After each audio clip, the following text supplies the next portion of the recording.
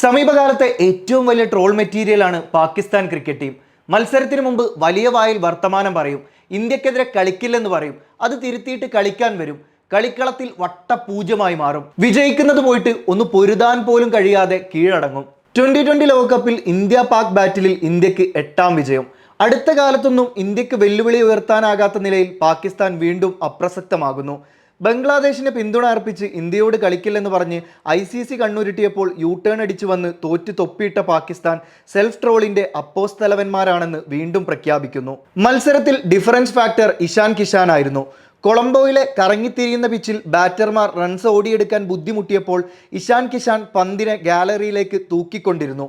40 പന്തുകൾ നേരിട്ട് 77 റൺസ് അടിക്കുമ്പോൾ 68 റൺസും ബൗണ്ടറിയിൽ നിന്നായിരുന്നു. പാകിസ്ഥാന്റെ അടിവേരറക്കുക എന്ന ദൗത്യമായിരുന്നു ഇന്ത്യൻ ബൗളർമാർക്കുണ്ടായിരുന്നത്. അത് ഹാർദിക്കും ബുംറയും തുടങ്ങി വെച്ചു. വരുണും കുൽദീപും അക്സറും പൂർത്തിയാക്കി. മത്സരശേഷം ഇന്ത്യൻ ക്രിക്കറ്റ് ടീം പറയാതെ പറയുകയാണ്, കാലം മാറും, കളം മാറും, കളിക്കാരും മാറും. പക്ഷേ ക്രിക്കറ്റ് ലോകകപ്പിൽ പാകിസ്ഥാനുമേലുള്ള ഇന്ത്യയുടെ സർവാധിപത്യം തുടരുക തന്നെ ചെയ്യും. അവിടെ പാകിസ്ഥാന് കാഴ്ചക്കാരുടെ റോൾ മാത്രമായിരിക്കും.